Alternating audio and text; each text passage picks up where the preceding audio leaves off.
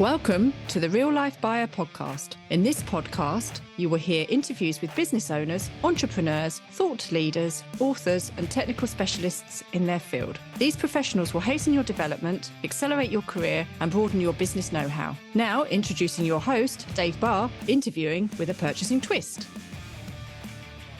Hello, and welcome to the Real Life Buyer. How is the employee engagement, loyalty, energy, happiness, and enthusiasm in your company? If you feel there is opportunity for improvement and would like to hear from an expert on such matters, then my guest today, Paul Terval, is just the ticket. Paul has been an international consultant and speaker on corporate culture and engagement for 28 years. He has been the head lecturer of NiDi Business School on Sustainable Employability for 3 years and founded his company, Andare Consulting, in 1995. Paul offers a program called Value to Profit, educating his clients on how the alignment of the core values of a company with the non-negotiables of the employee will increase profitability, support improved company culture, increase engagement, and profitability. So, without further ado, I welcome Paul onto the podcast. Hi, Paul. Hi, Dave. How are you?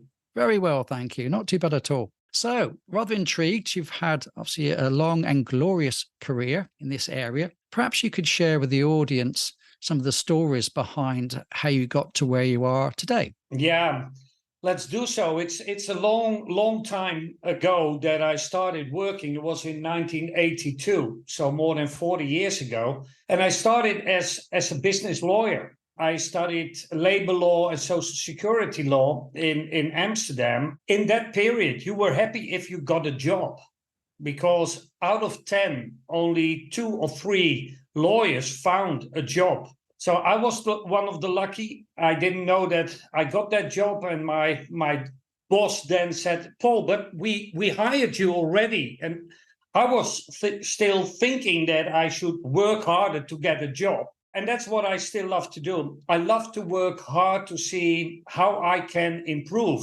And after 10 years of playing a lawyer, because I didn't really like it, because you are always working on situations that aren't good. If something goes wrong in a labor situation, the lawyer comes in. If somebody gets disabled, we came in. So we were always, as I call it, at the back end of a story. We were never asked to be preventive and help prevent that something went wrong. So over the years, I became a consultant on this issue for Capgemini, a big consulting firm. Loved doing it. And then somebody asked me, hey, Paul, we have a job for you, but you need to be self-employed to do that kind of work. And they guaranteed me so much money for the first year that I could convince my wife that I stop being a member of a big organization and just start for myself. And that was in 1995, and I'm still self-employed, love what I'm doing. And I think that if you talk about employee engagement, that's the most important part. Love what you're doing. And it's not that you need to be happy and happiness doing kind of stuff all day, because that's silly. Life goes on, something will happen. But overall, I look at what makes you tick. What is it that gives you that feeling, now I'm doing what I like, what I'm doing? And that's all about employee engagement. Well, that sounds really nice. You kind of transition from, let's say, a negative side of working life to a obviously more positive, and to be able to go self-employed with the guarantee of work, I guess, is most people's dream, really. Most consultants would love to have that, should we say, stability behind them. And to be honest, after 6 months, it stopped. But when I started, they say, oh, we will pay you a whole year, 200,000 of 200K upfront. It was guaranteed. And after 6 months, I could do something else. And they said, yeah, maybe that's better that you do. And so it changed. And you go for what you like, then people can even smell it, that you are doing what you like to do. I think that's the most important part. Looking for security is nice. Looking for stability is great. looking to have fun in your life and do what you really like to do, that's the most important part. Yeah. I'm just thinking about the measures that people use, the measures in most companies about how people perhaps feel. And one of those could be absenteeism. Yeah. And it's something that obviously comes up as usually a key KPI, should we say, in HR, if not in the business as a whole. Yep.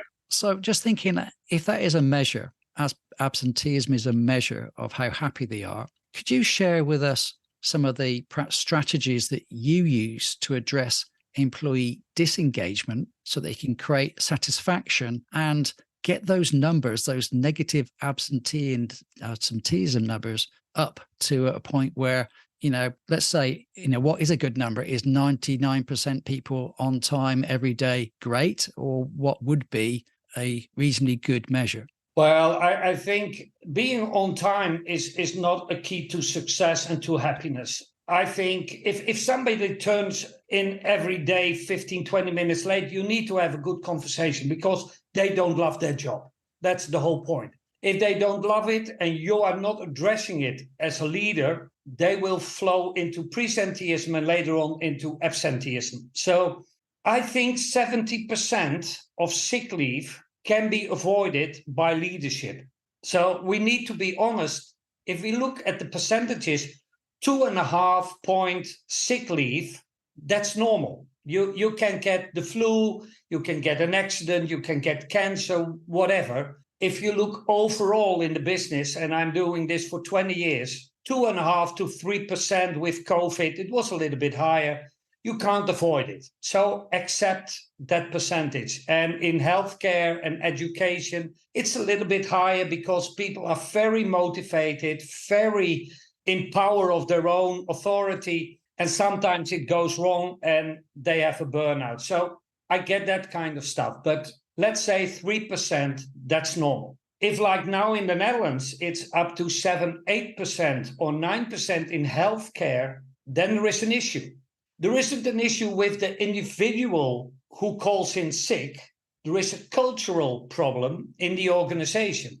And what I look for is, why is it happening? And the first thing, if a company calls me, is go to the website and see if I can find their core values, their purpose on the main page. I can tell you 90% of the companies will have it somewhere hidden in about us, our team, and then our purpose, mission, vision, whatever. It's never on the main page. And I want to see, if I go to a company, who are you?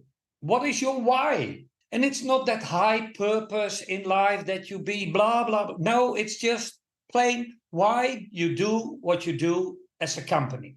And if I can see that online immediately, I can connect those core values with the products, with the services, and with the employees.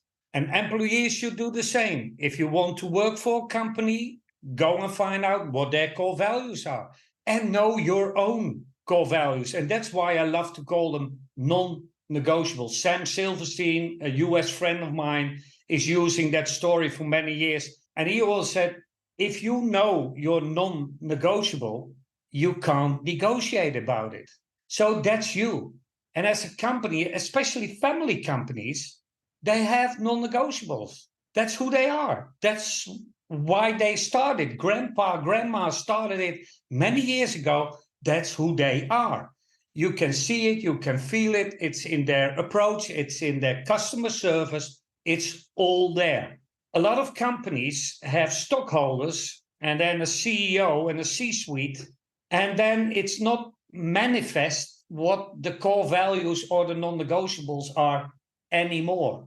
It started with it, then somebody came in, he changed the core values on a Friday afternoon with a good drink, and they said, these are now our core values. Nobody understands it, no employee loves to hear it, so they don't live it. And then that's when you see when something as absenteeism and dissatisfied people take over. Then it's there is some conflict. You can feel it. It's not open. It's not psychologically safe anymore. And then the only opportunity that people have is calling sick. And in the Netherlands, you get the first year 100% of your income and the second year 70%. So it's quite financially safe. But I know nobody who wants to be sick and stay at home. It happens to you every now and then, but not many are choosing to be in what we call black sick leave. Then it's fraud. Sometimes people don't have another opportunity than to call in sick, and then we need to help them. It's interesting. So if you're 3% or less absenteeism, you're doing fairly well, by the sounds of things. Yeah. And the closer, obviously, to zero, then everybody's happy. Yeah. Now, interesting, you're looking at websites, and sometimes websites may not represent the company as a whole. As you said, if there's been a change of senior management, maybe the website hasn't changed for a while, it's still professing to be something it no longer is. Yeah. So if you're called in because of this disconnect, would the first port of call be to start conversations with people to try and determine how they feel? Is it an empathy kind of evaluation?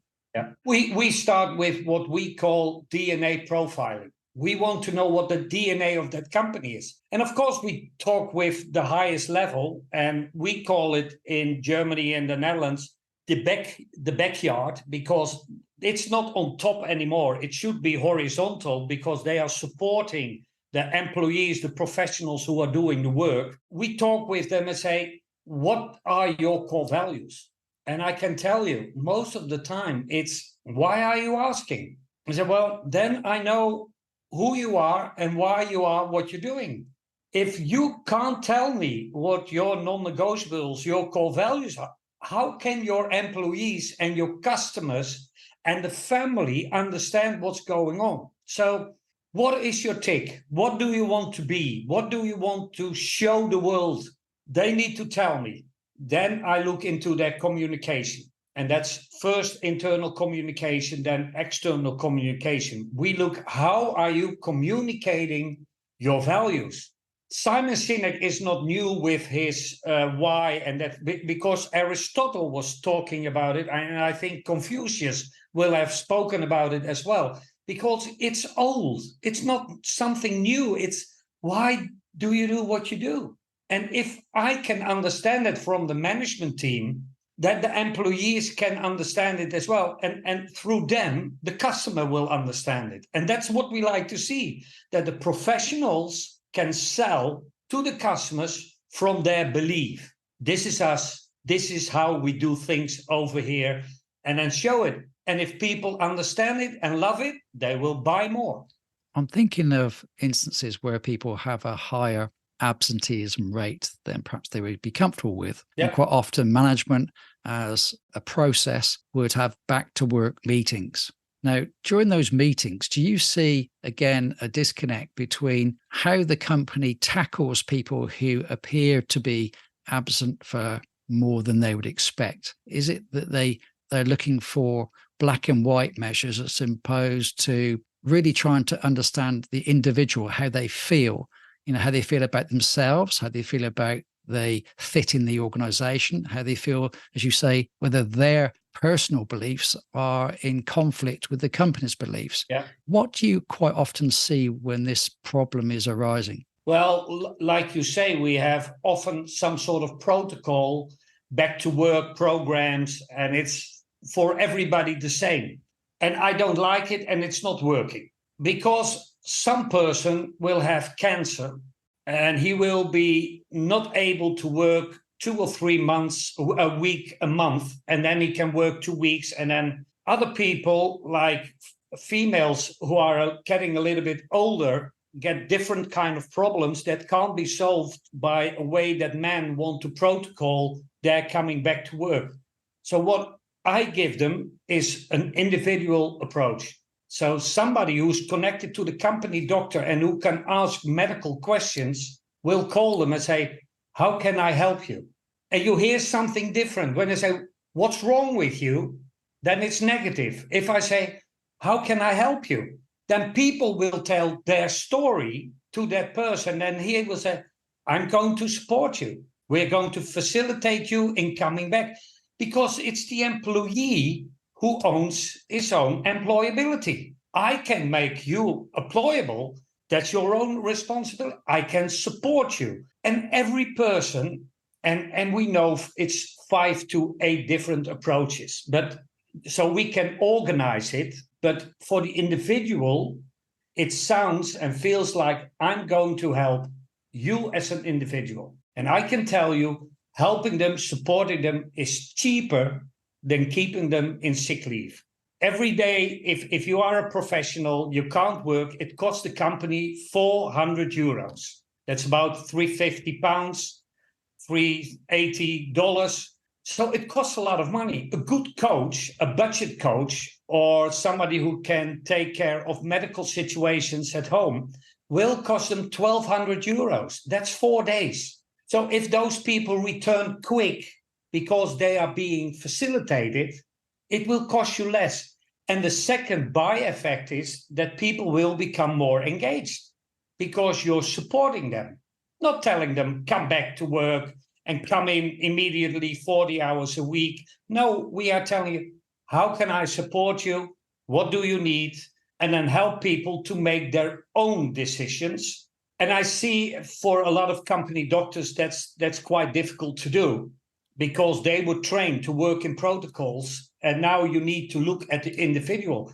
And then you can start that discussion. But why do you work here? What are your core values? And are your core values aligned with those of the company? If not, it's not sick leave. It's not a good connection. And of course, 5 years ago, it was difficult to find a new job. Nowadays, it's much easier for an employee to find a new job. Well, help them to find a new job instead of making them ill. And that's what we try to do. So create a psychological safety that people are willing to open their hearts, to tell exactly what's going on, and then support them. And I think it's better if they leave than if they stay. So if you need to invest money in people, and then the old saying is, but hey, if I invest in people and they leave, and then the wise CEO, and I always say, that must be a woman that says, if we don't invest in them and they stay, because in the latter situation, it will cost the company much more because they are actively disengaged. Right. And those people cost you money. Yeah. One of the things you mentioned there was a company doctor. Just the terminology doctor quite often makes people perhaps open up more. They feel that we have an independent person here. You can say things to them that you wouldn't say necessarily to other people, feels it's more confidential. How important is it to have an independent person to be asking these questions, particularly when you've got a small company where you may not be able to engage a company doctor or a third party to help those employees? I can tell you, if you do it hourly wise, it's cheaper than having those people ill at home. So you don't need to buy big contracts. You don't need to have big insurance programs. A company doctor in the Netherlands costs you 200 euros per hour. If one is sick at home, 400. So if the company doctor is doing his job very good, many of the people will be back earlier than expected. So being independent, even if the company pays you, but being independent and transferring that independency to the employee will help that psychological safety to be there. Because I can't talk about my financial situation, that people are blocking me to live in my house, that I can't pay my mortgage anymore, can't buy food. I'm not going to tell that to my colleagues and my manager. If somebody asks, why are you sick at home and how can I help you? Well, this is happening to me and I made a mistake and now they're suing me. And okay, is it okay that we help you? You go back to work and we will help you to get out of this situation. Would that work for you? And 95% of the people will say, yeah, thank you. So it's that private problems that we want to avoid, but it harms us as company. And I think an organization is a group of people with the same purpose. So I hate the term human resources. Because it's like financial resources. It's like industrial resources. It's the term that we had 100 years ago by Taylor and McKinsey, who said, well, you can replace them. We have enough of those resources. Nowadays, we call them human beings. So then act as a company on human beings. It's an individual who forms a team, and with the team, they can perform. But if one is, it's that broken part of the chain that isn't working, then the whole chain is not valid anymore. So I hope to convince people to have a good talk. And of course, as leader, you can have a chat. And if they say, yeah, well, it's a medical issue and I don't like to have a good chat with you, then say, okay, somebody will call you. He's independent and he will help you out. If you do it, it helps the people to get over that border and get back to work easily. It's not a technical procedure, it's a personal procedure. Some interesting points there.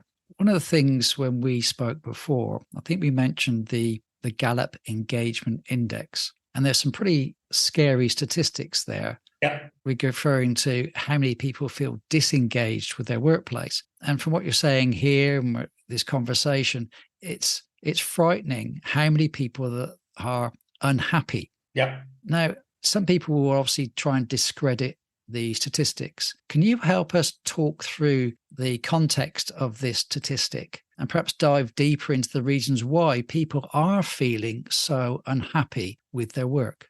Yeah. To be honest, when I saw 10 years ago the outcome of Gallup, I was surprised. But Gallup is doing it for more than 20 years in 140 countries, asking hundreds of thousands of employees the same 12 questions, the Q12. You can find them on internet, not a worry. And a lot of professors will say, well, it's not scientifically relevant because it's only 12 questions. Well, I can tell you, I work with a professor in positive psychology who 5 years ago said exactly the same to me, said it must be at least 28 questions. Now he's back to three questions, but you need to repeat it every 2-3 months, because then you get that solid information. I wrote a book on this topic. I looked into Harvard Business Review, Oxford, Warwick, Gallup, the positive psychologist in the Netherlands, Bakker Schauffele. They all come to the same range of numbers. So where Gallup says in Western Europe, only 13% of the employees are fully engaged, Schauffele said this morning, 15%. And I think, who cares? It's still not that many. So it's not about that absolute number. It's about the trend. And if I look over the last 20 years with Gallup, I see it increase a little bit in Europe, but I see it in Asia, in Canada and the US, I see it going up to 30%. What's happening there and what's happening with us? That we say, oh yeah, those Anglo-Americans, they are blah, blah, blah, but still they have more engaged people. When you look at the back end, they have also 25% fully disengaged employees. That means if you can't hold up with that 35%, you will be a dropout. That's bad. And we've seen it all on TV, what happens in those parts of the city. On the other hand, they have still 35% fully engaged. We have 13 to 15, and we have 17, 18% fully disengaged people. So if you look at the car, the 13% is pulling the car, the others are holding it back. And on the car is about 70% of the people who are not really happy, not really engaged. And we call it, that has to do with the ABCP, that's autonomy. You need to feel that you belong there, that you have influence on your job, on what you're doing. They are listening to you and paying attention. Autonomy, then belonging, you are part of a team and they are working on your competencies. And the P is for purpose. Is there alignment between the core values? That's what we need to work on. It's not that difficult. But people need to start believing in it, that if you work on these 4 items, that people will have that feeling, hey, I belong somewhere. And you saw during COVID, working from home, for the 40% of employees that could do it, 60% still needed to work on a location. You saw that the connection, the belonging went down. Autonomy went up, belonging went down. Nobody was working on competencies. So 2 out of 3 was going down. So disengagement grew. You need to work on all 4. The purpose is that where you start with, and then you go to the ABC of engagement, and you work on those issues. I think the human organization, we call it MNO, Mens and Organization, human being and organization, HBO. If they start looking not in a technocratic way to human beings, but more in an empathy-wise approach, these are human beings. How can I support them? Then we can train leadership into taking care of that employee. And I have the figures here. I changed it this morning to the new outcome of Gallup. What happens to attrition? A lot of people were running. We were going to call it the Great Resignation in the US. Still, 35% of the people in Western Europe want to change their job.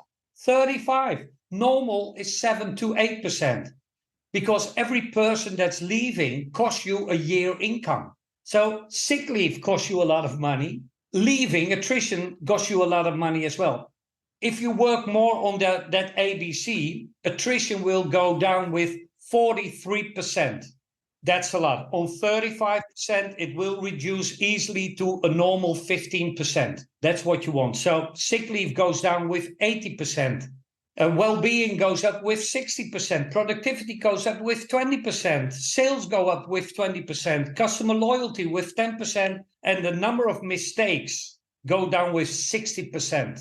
And that's what you hope when you're in the intensive care unit, that people won't make mistakes and are fully engaged. So if you look at, and I have about 18 more, if you look at all these figures, I still wonder why HR people are not taking care of human beings and looking at them as resources. Yeah, there's some kind of frightening numbers there. And you touched on, obviously, the health sector. Now, obviously, the consequence of this is dramatic. Absolutely. Yeah, people literally will die based on mistakes.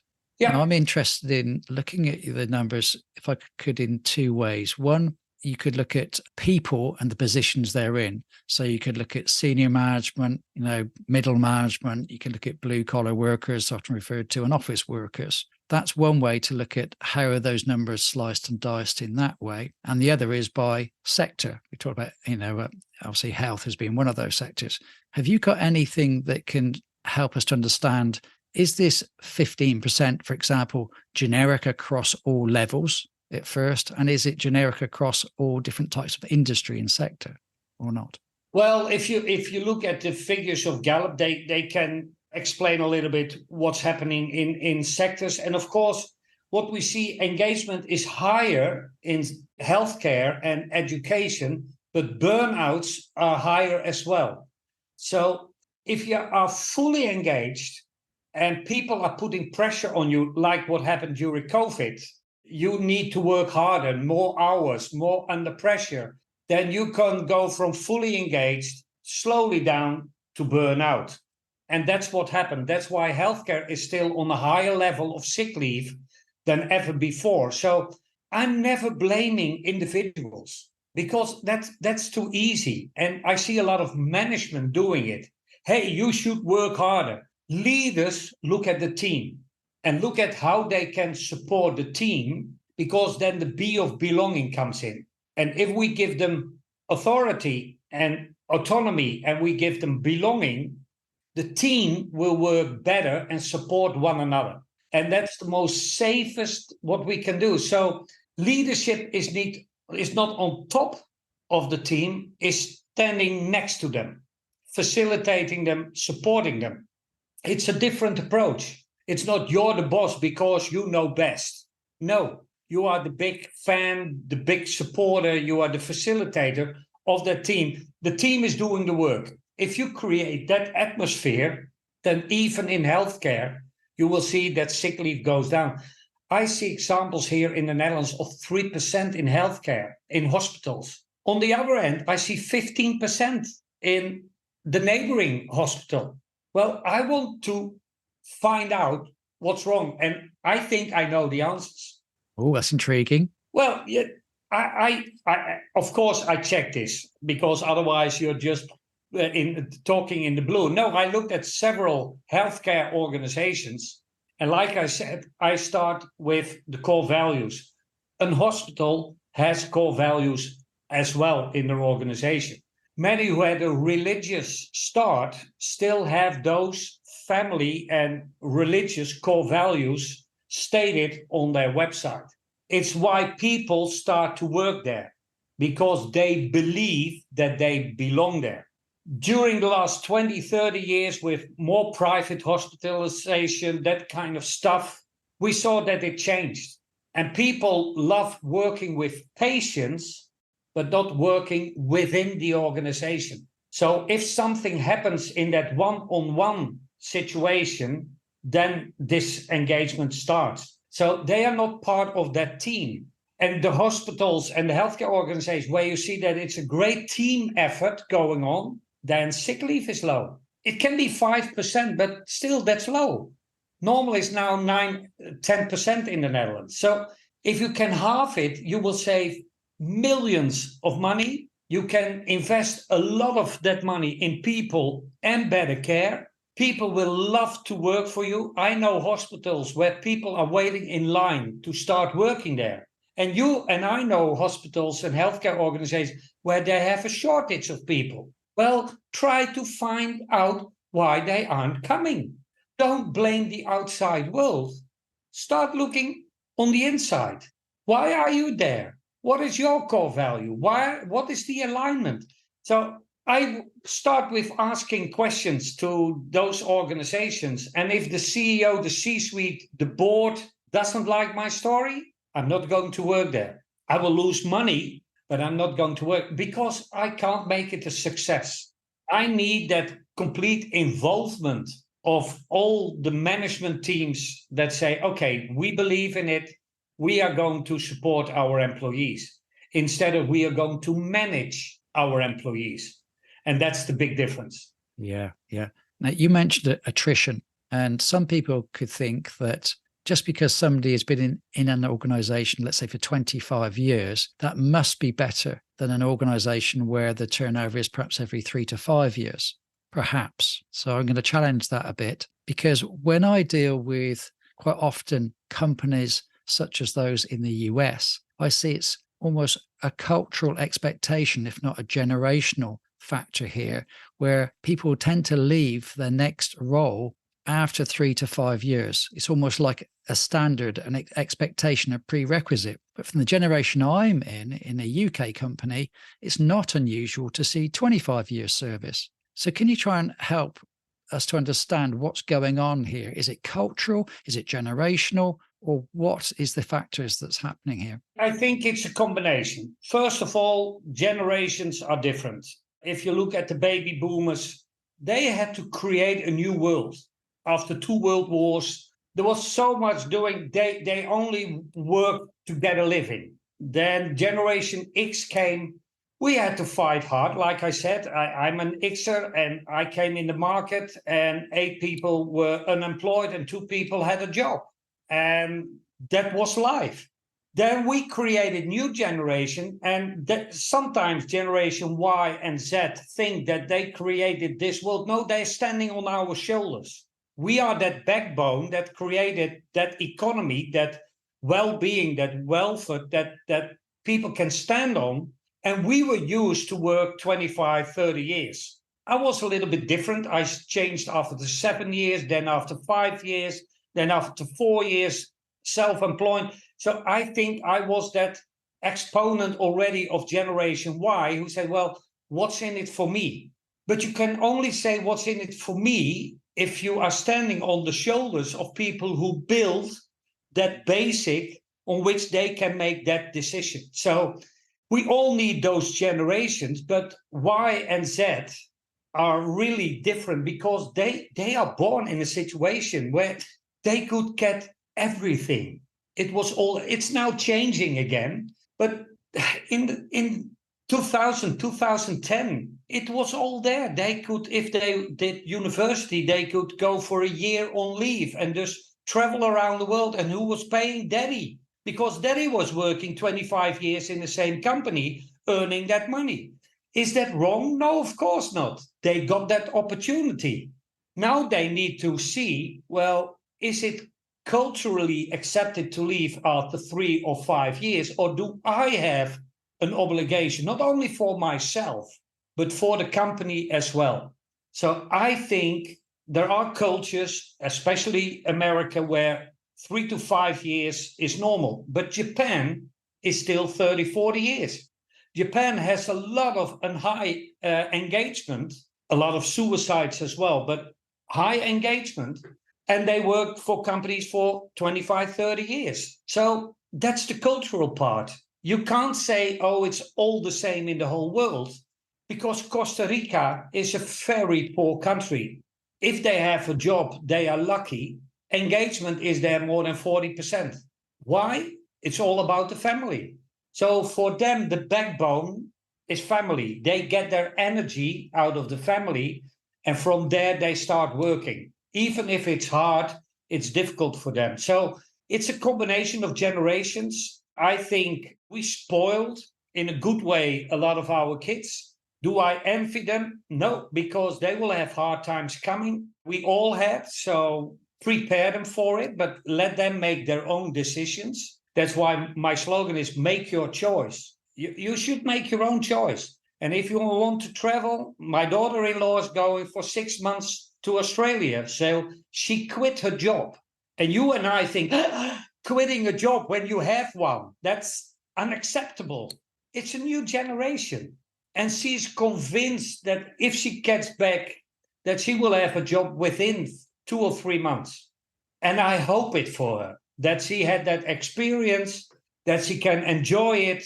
So, yeah, and then that's a cultural aspect. Maybe we don't get it, but I don't blame them for doing it. I love it that they are so independent. Yeah, that's definitely a case of living life on your terms, isn't it, really? Yeah. Yeah, we can't tell them how to do it. We can show them the way. I love to walk the Camino, so to Santiago, and I did it twice already. You're not focused on that arriving in Santiago, your pension date. You walk your walk, and that's why the Camino is called the Camino. It's the way. It's go your own way, and you can sing songs about it, and that's what people should do. And if they know their core values, wherever they come, they can check, is there alignment? And we can work together. That's changed. I'm happy that it's changed. On the other hand, people that still work in a company for 40 years, I applaud them. And I hope that they liked what they were doing. Yeah. That's the most important part. I always say fun is a fundament. If you have a day that's not really happy, that's okay. But overall, over a period of 5, 6 months, you must have that feeling, I fit in. This is who I am. I'm part of a good team. That's my fundament. Brilliant. Now, I'm keeping an eye on the time, because I know time's getting tight now. So before I ask my final question, I'm sure you've sparked lots of thoughts in people's heads. They want to go and check you out. They want to find out what else that you're saying. Where's the best places, websites, social media where people can find you? Yeah, the easiest part is my name. Use it on LinkedIn and YouTube. I have my own YouTube channel. I have videos on it, show reels on it, and my LinkedIn profile is up to date. I'm changing my websites at this moment, and then we do it first in Dutch, and then we have to translate it into English. So YouTube and LinkedIn is the best to see me, find me, and hear my stories. Okay, and is that just under your name? Just look up Paul Terval, yes? Paul Terval, yeah. Okay, brilliant. So we've heard some fantastic stuff here. We've heard what people need to do. I want to hear a success story, a time when you've gone into a company, you've identified some issues. You understand there's disengagement. Can you share with us one of the success stories that you've managed to facilitate, what you found, what you did, and what the outcome was of the work that you did in that company? Yeah. Well, this morning I was looking in the healthcare because we have a publication on sick leave every quarter. So I saw the second quarter of this year. And one of the top stories was a company where I started in 2011 with a direct HR director, Hanneke. Hanneke called me and said, Paul, we have a problem. And there were 8,000 people working there on 800 locations. So it was immense. And she said, Paul, we need you. Long story short, I worked there for 3 years. I left in 2014 when I walked the Camino. Today, I saw that they're still in the top 5 of the Netherlands. Is that my success story? No, it isn't. What I did was plant some seeds and worked on them and nourished them. And then my successor came and she did it in her way, but she was standing on shoulders of Hanneke and me and others and working towards that success. So it's never a solo success story. It's the team who is doing it. But I saw it this morning and I saw all the logos of the company and thought, yes, they're still in the top 5. And that's a success story. If people can move on, go on in different times with Corona and still make it through what we talked about 10 years ago, that's success. Absolutely. That's a great story to hear. Just thinking some of the tangible things that perhaps you put in place. Would this be management training? Would it be new ways of communication? Would it be helping people to empathize more with each other? What kind of key words and thoughts can you bring out? What were the programs and the actions that you took? Can you share some of those for us? Yeah, all the above, I would say. It's train leadership. I don't train managers. I train leaders. Leaders are there to support professionals. Everybody is a professional. Even the cleaning person is a professional in his specific task. So train leadership. Look for a process which is based on human behavior and train employees in it as well. Thirdly, get providers, interventionists, people like coaches, psychologists, physiotherapists, trainers who can support people if they have a problem, and make it in a way that people can access those people without asking permission. Trust them on their own wisdom. And then train a group of people who can make it work in the coming years. So make it solid that you have a team of 8 or 10 people who exactly understand what's going on, who will create new ideas every year, implement it, and then see how it works, and then change it again a little bit. I would say that's the 4 most important parts. Is it difficult? No. Does it take time? An awful lot. That's the whole point. So don't think the next quarter we will have more profit, we will go up. No. It will take 1 or 2 years to make it a success. Yeah. Could I add 2 things there? One, it must take a significant commitment from the people leading the business, because otherwise it becomes a short-term fad and things can quickly go back to how they used to be fairly easily if you're not careful. Yeah. And obviously that commitment leads on to perseverance. Yeah. So I'm sure there were some times when things faltered. However, they stuck with the program, they stuck with their commitment, and they came out the other side. Would you say those the 2 main things, or are there more to Absolutely. add? No. We must keep it simple, because sometimes we make lists of 10 things you need to do. Sometimes it's what you say, the belief. And I think it's more involvement than commitment. You must really be embedded in that belief that you will make your company a big success if you really believe in this story. So I think that's important. And I made mistakes. I know companies that started this and after 6 or 9 months kicked me out and said, well, this is not giving the success we wanted. And then I think, yeah, okay. I told them it will take 2 years. And if they want to see profit increase, sick leave go down in 6 months, so be it. That's what they deserve. That's their result. Do I think I failed? Yes, sometimes. Sometimes I think I needed to work harder on that perseverance and that involvement. But sometimes you don't get the time. And then you need to accept it as well. I can't change the whole world. I'm not there to do it. I like to see some companies that can work from it. If that works, I'm a happy guy. Brilliant. Well, thanks for sharing your honesty and vulnerability there. I think that's a real test of the person we're here. You can't do it all on your own, no matter how much you try. You've got to have the support of others. And if they're not committed, they're not involved, they don't walk the walk and talk the talk, then no matter what you do, you're never going to change people's hearts and minds. Yeah. And then I don't want to have their money. Yeah. Because then it doesn't feel good. So then it's better for me to leave and say, you need somebody else to help you make that next step. That's more honest and gives me more energy to go on than sticking there because of the money. And we all have those months that we think, well, if I do those extra 4 days, no, I don't do it anymore. And I need to explain it to my wife why, but it's still my belief that it's better for me and better for the client if I walk away.